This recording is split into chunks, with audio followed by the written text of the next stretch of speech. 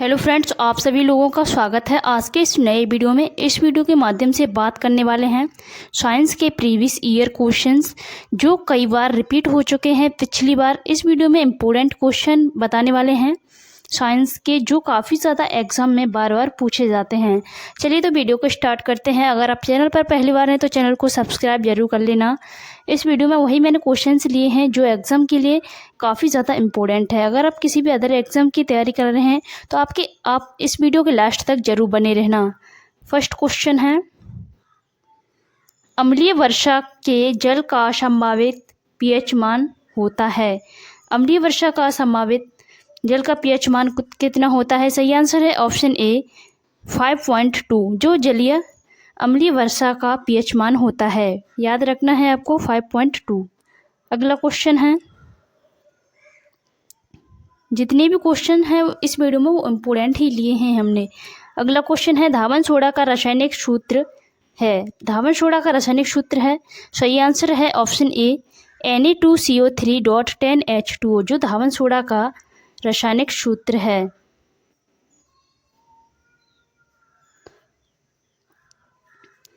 और नेक्स्ट है NaHCO3, ये बेकिंग सोडा का रासायनिक सूत्र आपको याद रखना है।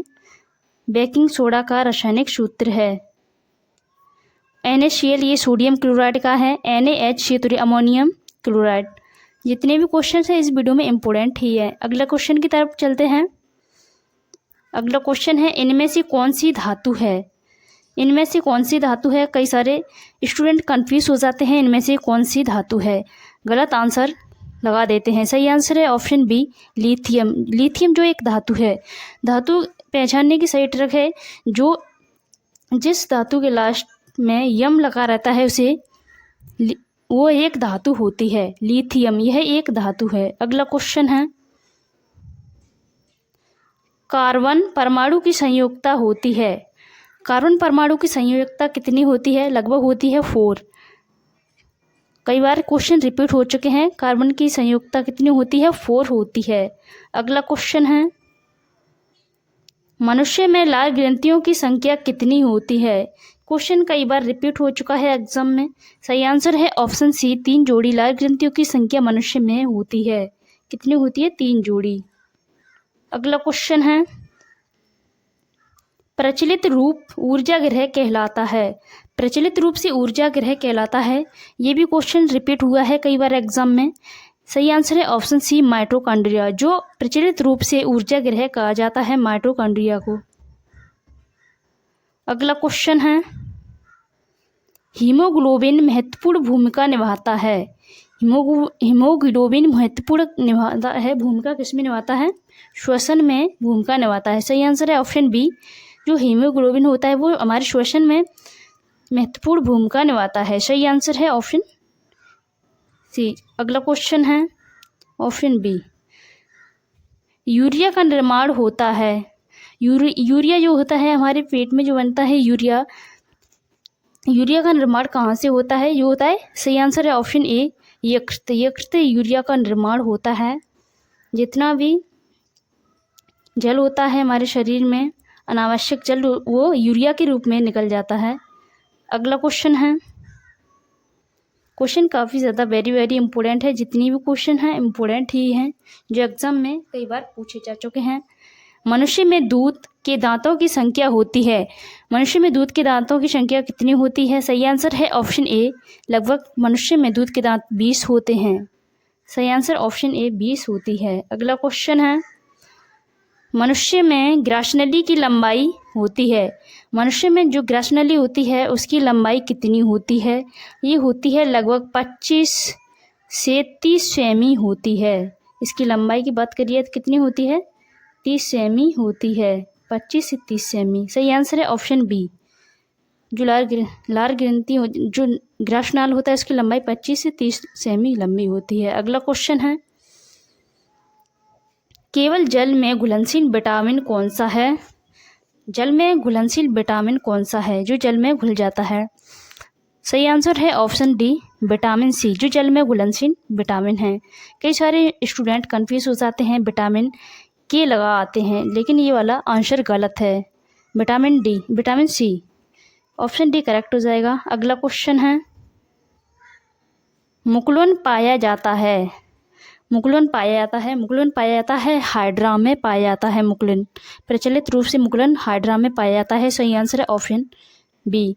जो हाइड्रा होता है उसमें मुकुलन पाया, मुकुलन की वजह से ये 2 भागों में डिवाइड हो जाता है और छोटे छोटे टुकड़ों में विभाजित हो जाता है मुकुलन।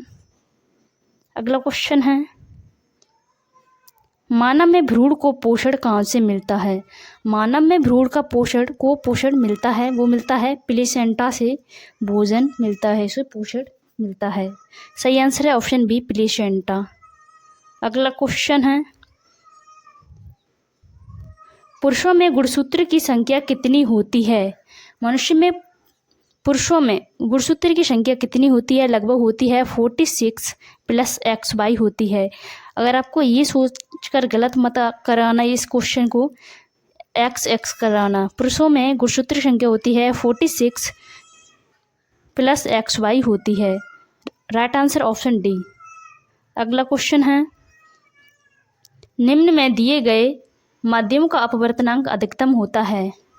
निम्न में दिए गए माध्यमों का अपवर्तनांक अधिकतम सबसे अधिक किसमें होता है? अपवर्तनांक किसमें होता है? हीरा में सबसे अधिक होता है अपवर्तनांक। सही आंसर है ऑप्शन बी, हीरे में सबसे अधिक होता है। क्वेश्चन कई बार एग्जाम में पूछ लिया गया है। अगला क्वेश्चन है, निर्वात में प्रकाश की चाल कितनी होती है? निर्वात में प्रकाश की चाल कितनी होती है? लगभग होती है। सही आंसर है इसका ऑप्शन सी, 3 × 10⁸ मीटर सेकंड होती है। सही आंसर ऑप्शन सी, कितनी होती है? 3 × 10⁸ मीटर सेकंड। अगला क्वेश्चन है, मानव नेत्र जिस भाग पर किसी वस्तु का प्रतिबिंब बनाते हैं वह है। जो मानव नेत्र है जिस पर वस्तु का प्रतिबिंब बनता है उसे क्या कहते हैं? दृष्टिपटल। सही आंसर है ऑप्शन डी, दृष्टिपटल। जो मानव नेत्र होता है जिस पर वस्तु का प्रतिबिंब बनता है उसे कहते हैं दृष्टिपटल। अगला क्वेश्चन है, स्वस्थ नेत्र के लिए दूर बिंदु स्थिति होता है। जो स्वस्थ नेत्र के लिए दूर बिंदु स्थिति होता है, सही आंसर है ऑप्शन डी, जो अनंत पर होता है। अगर आपको ये क्वेश्चन ये घुमाकर पूछ लिया जाता है, स्वस्थ नेत्र के लिए निकट बिंदु होता है, ये होता है 25 सेमी निकट बिंदु, और दूर बिंदु होता है अनंत पर होता है। अगला क्वेश्चन है, जब श्वेत प्रकाश प्रिज्म में गुजरता है, प्रिज्म में से गुजरता है तो सर्वाधिक विचलन होता है। जब श्वेत प्रकाश की किरण प्रकाश प्रिज्म से गुजरता है तो सर्वाधिक विचलन किस में होता है? सबसे अधिक विचलन होता है बैंगनी रंग का। ये तो आपने क्वेश्चन पढ़ा ही होगा, बैंगनी रंग का सबसे अधिक विचलन होता है। अगर पूछ लिया जाए जब श्वेत प्रकाश प्रिज्म में से गुजरता है तो सबसे कम विचलन किस में होता है? ये होता है लाल रंग में सबसे कम विचलन होता है और सबसे अधिक बैंगनी रंग का होता है। अगला क्वेश्चन है, कांच का अपवर्तनांक अधिकतम होता है। सबसे ज़्यादा कांच का अपवर्तनांक अधिकतम होता है बैंगनी रंग के लिए। सही आंसर है ऑप्शन बी, बैंगनी रंग के लिए सबसे कम होता है, लाल रंग के लिए होता है सबसे कम। अगला क्वेश्चन है, विद्युत धारा का मापन करते हैं। ये भी क्वेश्चन एग्जाम में पूछ लिया जाता है, विद्युत धारा का मापन करते हैं, किससे करते हैं? राइट आंसर है ऑप्शन सी, अमीटर द्वारा विद्युत धारा का मापन किया जाता है। विद्युत धारा का मापन अमीटर द्वारा कर दिया जाता है। अगला क्वेश्चन है, प्रतिरोध का मात्रक है।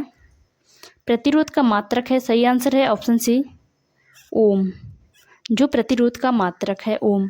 जितने भी क्वेश्चंस इस वीडियो में बता रहे हैं वो आप इस वीडियो के माध्यम से कवर करते जाइए। अगला क्वेश्चन है, ओम का नियम का सूत्र क्या है? ओम के नियम का सूत्र क्या है? इसमें से सही कौन सा है? इस क्वेश्चन को आप आंसर कमेंट बॉक्स में बताएंगे। इन चारों में से कौन सा ऑप्शन करेक्ट हो जाएगा। अगला क्वेश्चन है, ये आपका होमवर्क है। 1 माइक्रो ओम का मान होता है। ये क्वेश्चन काफ़ी ज़्यादा इम्पोर्टेंट है। 1 माइक्रो ओम का मान कितना होता है? सही आंसर है ऑप्शन बी, 10⁻⁻6 ओम होता है 1 माइक्रो का मान। अगला क्वेश्चन है, विद्युत शक्ति का मात्रक होता है, विद्युत शक्ति का मात्रक होता है। कई सारे स्टूडेंट कंफ्यूज हो जाते हैं। इसका सही आंसर है ऑप्शन बी, विद्युत शक्ति का मात्रक होता है वाट। विद्युत शक्ति का मात्रक वाट होता है। अगला क्वेश्चन है, आपके एग्ज़ाम के लिए, आप किसी भी एग्ज़ाम की तैयारी कर रहे हैं तो आपके लिए वीडियो काफ़ी ज़्यादा यूज़फुल है। किलोवाट घंटा मात्रक है, किलोवाट घंटा किसका मात्रक है, ये भी क्वेश्चन एग्जाम में पूछ लिया गया है। किलोवाट घंटा मात्रक है विद्युत ऊर्जा का। सही आंसर है ऑप्शन सी, विद्युत ऊर्जा का मात्रक किलोवाट घंटा होता है। अगला क्वेश्चन है, डीएनए किसमें पाया जाता है, डीएनए किसमें पाया जाता है, डीएनए पाया जाता है केंद्रक में या केंद्रिका में पाया जाता है। कई सारे स्टूडेंट कन्फ्यूज हो जाते हैं। तो कोशिका द्रव्य में डीएनए किसमें पाया जाता है, केंद्रिका में पाया जाता है। सही आंसर है ऑप्शन डी। अगला क्वेश्चन है, प्रोपेन का रासायनिक सूत्र है, प्रोपेन का रासायनिक सूत्र है, ये क्वेश्चन आपने पढ़ा होगा। सही आंसर है ऑप्शन बी, प्रोपेन का रासायनिक सूत्र है C3H8। अगला क्वेश्चन है, पीतल है, पीतल क्या है, कई सारे स्टूडेंट कंफ्यूज हो जाते हैं। पीतल है, इसे पीतल एक मिश्र धातु है, आपको याद रखना है, पीतल एक मिश्र धातु है। सही आंसर है ऑप्शन बी। अगला क्वेश्चन है, ताम्रग्लास का रासायनिक सूत्र है, ताम्रग्लास का रासायनिक सूत्र क्या है। सही आंसर है ऑप्शन ए, Cu2S, जो ताम्रग्लास का रासायनिक सूत्र है, आपको याद रखना है। अगर आपको वीडियो अच्छी लगी तो वीडियो को लाइक जरूर कर देना प्यारा सा, और अपने दोस्तों के पास इस वीडियो को शेयर कर देना, ज़्यादा से ज़्यादा दोस्तों के पास शेयर कर देना। चलिए, तो आप मिलेंगे नेक्स्ट वीडियो में। अगर चैनल पर पहली बार है तो चैनल को सब्सक्राइब कर लें। जय हिंद, जय भारत।